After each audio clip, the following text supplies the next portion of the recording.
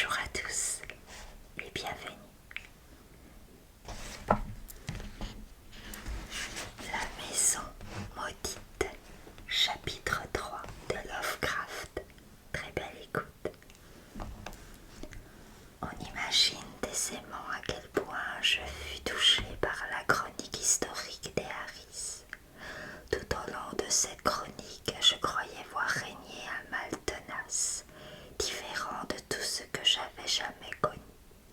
Un mal manifestement inhérent à la maison et non pas à la famille. Cette impression fut confirmée par un ensemble systématique de faits indépendants, notés par mon oncle, légendes rapportées par les bavardages des domestiques, articles de journaux, copies de permis d'inhumer rédigés par les médecins, etc. Je ne puis songer à reproduire ici ces documents fort nombreux, car mon oncle était passionné d'histoire et s'intéressait beaucoup à la maison maudite. Je puis toutefois dégager certains points particuliers qui méritent d'être notés par leur répétition et la diversité de leurs origines. Ainsi, les bavardages des domestiques semblaient tous attribuer à la cave malodorante et humide une part prépondérante dans cette influence maléfique. Certains serviteurs, et surtout Anne White, n'utilisaient pas la cuisine de la cave, et au moins 3 légendes fort précises insistaient sur la forme quasi humaine et diabolique des racines d'arbres et des moisissures qui s'y trouvaient. Ces récits m'intéressèrent vivement, étant donné ce que j'avais noté moi-même dans mon enfance, mais j'avais le sentiment que la plupart de ces rapports avaient été, dans chaque cas, obscurcis par ce qui ajoutait les traditions locales concernant les histoires de fantômes. Anne White, nourrie des superstitions d'Exeter, avait fait le récit le plus extravagant et en même temps le plus logique. Elle prétendait que sous la maison devait être enterré un de ces vampires, cadavres qui gardent leur forme humaine en se nourrissant du sang et du souffle des vivants, dont les légions hideuses libèrent la nuit les formes ou les esprits prédateurs. Pour détruire un vampire, on doit, disent les grands-mères, l'exhumer et brûler son cœur, ou du moins y planter un pieu. Et l'insistance obstinée qu'avait mise Anne White à fouiner dans la cave avait fini par provoquer son renvoi. Cependant, ces récits trouvaient une large audience et étaient d'autant plus aisément acceptés que la maison avait été érigée sur un terrain jadis utilisé comme cimetière. À mes yeux, leur intérêt dépendait moins de ces circonstances que du fait troublant qu'ils recoupaient certains autres indices. Plainte du domestique préservé Smith, qui avait précédé Anne et n'avait jamais entendu parler d'elle. Il prétendait que quelque chose buvait son souffle la nuit. Permis d'inhumer des victimes de la fièvre de 1804, établi par le docteur Chad Hopkins, révélant que les 4 personnes décédées n'avaient plus une goutte de sang. Passage obscur des délires de la pauvre Robbie Harris, se plaignant de dents aiguisées, d'une présence aux yeux vitreux à demi visible. Aussi sceptique que je sois devant ces superstitions, elles produisirent néanmoins sur mon esprit une sensation bizarre, renforcée par 2 coupures de journaux relatives à des morts qui s'étaient produites à de longues années d'intervalle dans la maison maudite, l'une de la Gazette de Providence et des environs du 12 avril 1815 et l'autre de la Chronique quotidienne du 27 octobre 1845. Chacune de ces coupures apportait en détail une circonstance particulièrement macabre dont la répétition était étonnante. D'après elle, dans les deux cas, les agonisants, en 1815, une brave vieille dame du nom de Stratford, en 1845, un instituteur d'une quarantaine d'années, nommé Éléazar d'Urfey, subirent une horrible métamorphose. Considérant d'un œil vitreux la gorge du médecin qui les soignait, ils essayèrent de le mordre. Le phénomène le plus troublant et qui mit un terme à la location de la maison fut une série de morts dues à l'anémie et précédée de folies progressives, au cours desquelles les malades essayaient d'attenter par ruse à la vie de leurs parents en leur mordant le cou et les poignets. Ceci se passait en 1860 et 1861, alors que mon oncle venait de commencer à pratiquer la médecine. Avant de partir pour le front, il avait entendu ses collègues évoquer cette affaire. L'élément vraiment inexplicable était la manière dont les victimes, personnes ignorantes, car on ne pouvait plus alors louer la maison méphitique et maudite qu'à des personnes de cette classe, balbutiaient des malédictions en français, langue qu'elle n'avait certainement pas apprise.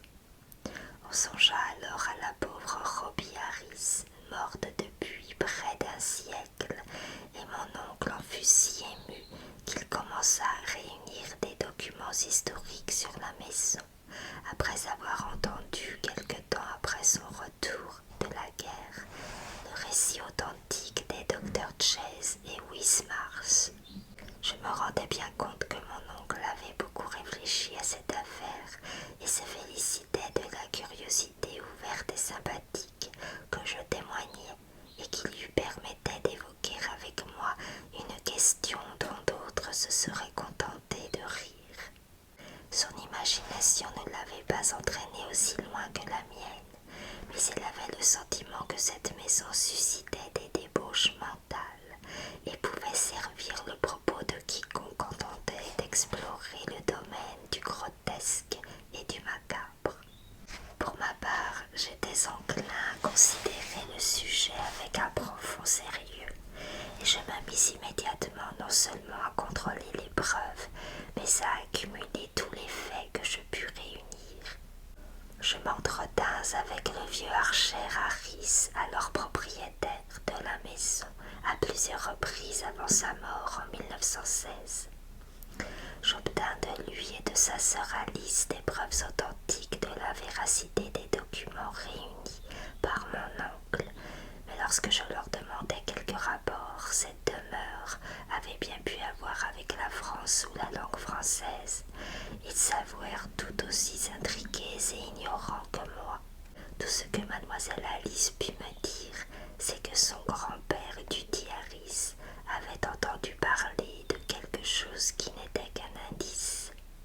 Le vieux marin qui avait survécu à la mort de son fils Welcome pendant 2 ans n'avait pas connu lui-même cette légende, mais il se souvenait que sa première gouvernante, la vieille Maria Robbins, avait vaguement entendu parler de quelque chose qui aurait pu donner un sens étrange au délire français de Robbie Harris, qu'elle avait si souvent entendu au cours des derniers jours que cette malheureuse avait passé sur terre.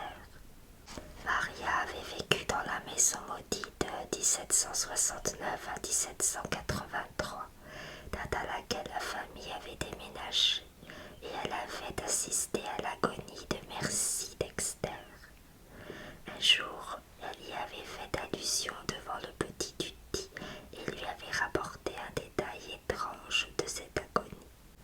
Mais il n'avait pas tardé à tout oublier, se rappelant seulement que c'était quelque chose d'étrange. De plus, l'héritière avait du mal à se souvenir de cet entretien.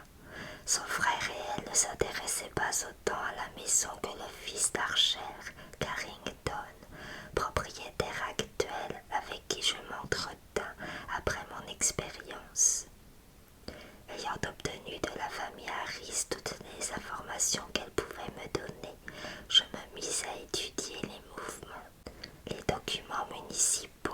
l'histoire de la ville avec un sérieux et une attention supérieure à ce qu'avait déployé mon oncle en semblables circonstances.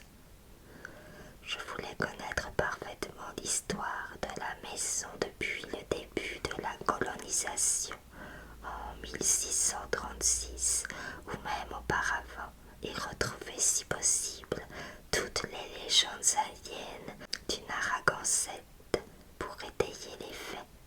Je m'aperçus dès le début de mes recherches que ce terrain avait fait partie d'une longue bande de lotissements accordés à l'origine à John Throckmorton.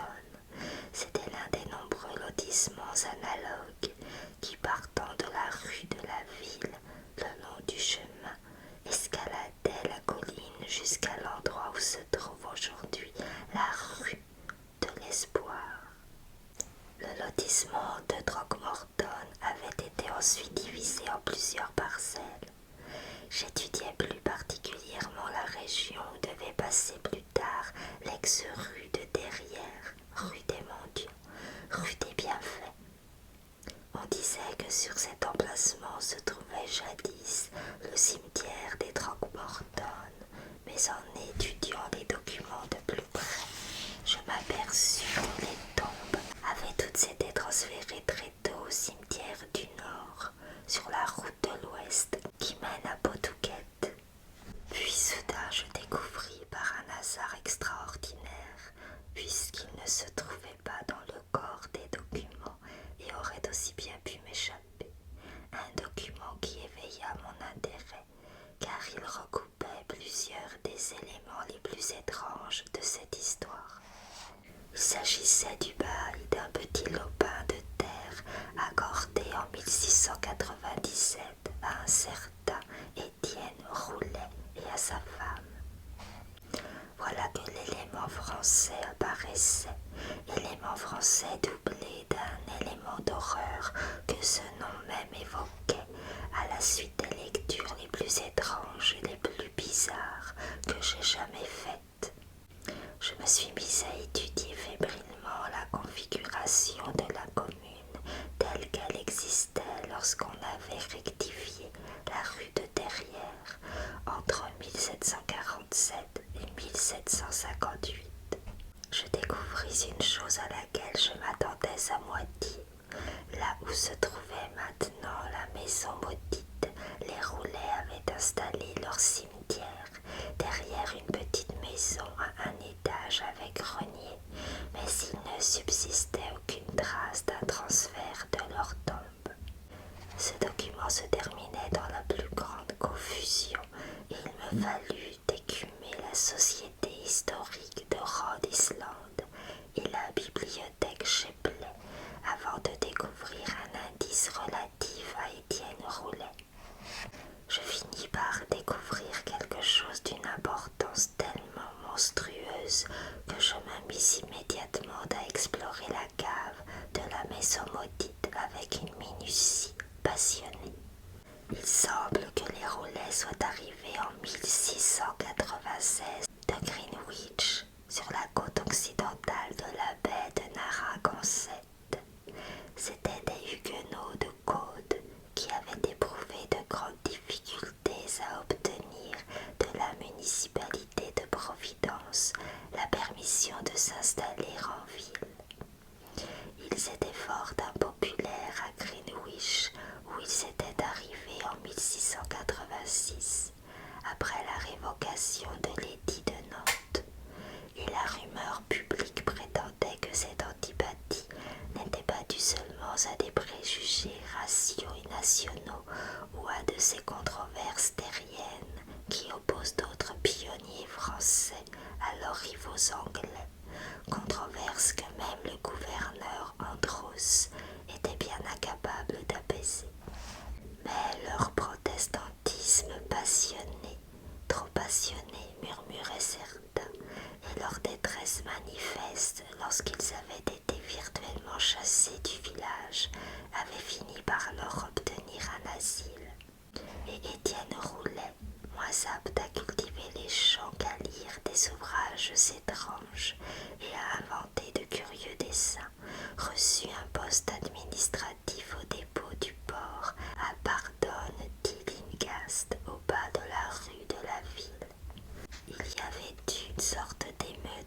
suite.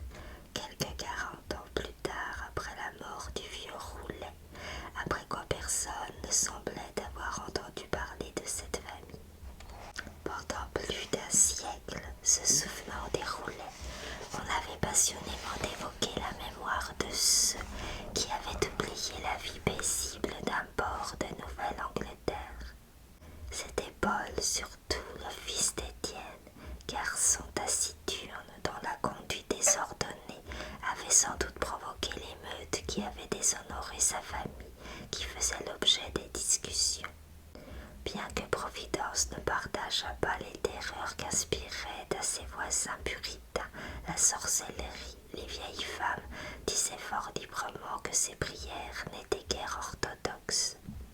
Tout ceci avait sans aucun doute contribué à donner naissance à la légende dont s'était fait l'écho la vieille Maria Robbins. Quel rapport elle pouvait avoir avec les délires français de Robbie Harris et des autres habitants de la maison maudite? Seule l'imagination ou de futures découvertes pourrait le dire. Je me demandais combien de ceux qui avaient entendu ces légendes comprenaient le lien supplémentaire avec le terrible que mes nombreuses lectures m'avaient fourni. Ce fait divers, redoutable dans les annales de l'horreur morbide, raconte l'histoire de Jacques Roulet de Caude, qui, en 1589, fut condamné à mort pour activité démoniaque, mais ensuite sauvé du bûcher par le Parlement de Paris et interné dans un asile d'aliénés. On l'avait trouvé couvert de sang et de lambeaux de chair dans un bois, peu après qu'un enfant eût été dévoré par de loups. L'un de ceux-ci s'était enfui, sain et sauf. C'était à coup sûr une de ces bonnes légendes qu'on se raconte au coin du feu, pleine de sous-entendus quant au nom et au lieu. Mais je me dis que les habitants de Providence ne risquaient guère d'en avoir entendu parler. Dans l'hypothèse contraire, la coïncidence des noms aurait entraîné des décisions impitoyables dues à la peur. En fait, quelques chuchotements n'auraient-ils pas suffi à provoquer l'émeute qui chassa les Roulets de la ville? Je m'amis alors à visiter l'endroit maudit de plus en plus souvent. J'étudiais la végétation malsaine qui poussait dans le jardin. Je sondais les murs de la maison et j'explorais chaque pouce du sol de la cave.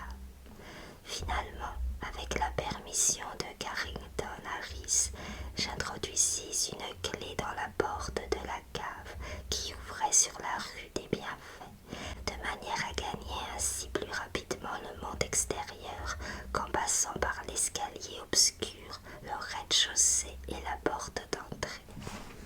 En cet endroit où s'amassaient des ténèbres morbides, je me livrais à mes explorations des après-midi entiers, tandis que la lumière du soleil filtrait par la porte envahie de toiles d'araignée, à quelques pas seulement du trottoir paisible.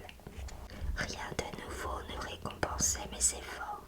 C'était toujours la même humidité déprimante, de vagues indices d'odeurs méphitique, des traces de salpêtre sur le sol, et j'imagine que bien des passants intrigués devaient me regarder par les vitres brisées.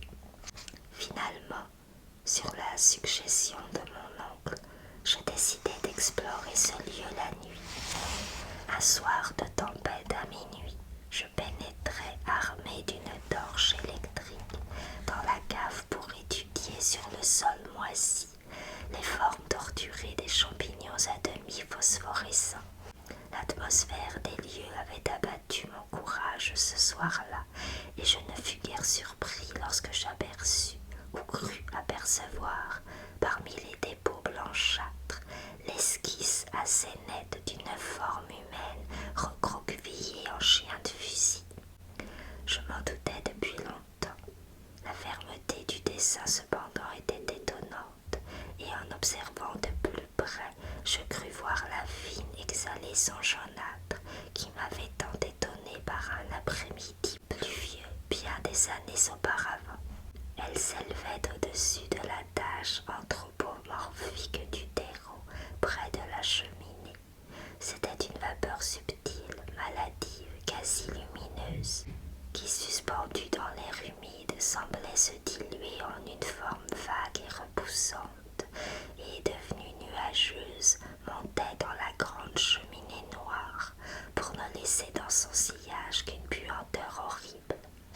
Horrible vraiment, d'autant plus que je connaissais l'histoire de ce lieu. Refusant de m'enfuir, je regardais la forme s'évanouir, et tandis que je l'observais, je m'aperçus qu'elle me regardait à son tour d'un air vorace, avec des yeux plus imaginables que visibles. Lorsque je rapportai ce phénomène à mon oncle, il fut fortement troublé, et au bout d'une heure d'intense réflexion, il prit une décision irrévocable. Considérant l'importance de ces faits et le sens de notre enquête, il voulut que nous éprouvions, et si possible détruisions, l'horreur qui régnait dans cette maison, en veillant tous deux plusieurs nuits de suite, si besoin était, dans cette cave moisie et maudite. Merci, et à très vite pour la suite.